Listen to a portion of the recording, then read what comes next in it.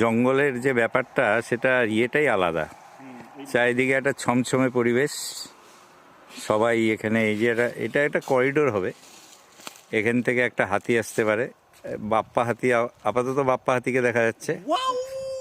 ওরে বাবা, সত্যি বাপ্পা হাতির মতো। এদিকে বুয়াও আছে, এদিকে সৌরভ, এদিকে গুড্ডু, সবাই দাঁড়িয়ে আছে এখানে। খুব সুন্দর, এই জায়গাটা ছমছমে পরিবেশ একেবারে। হ্যাঁ, ছমছমে পরিবেশ, ছমছমে পরিবেশ।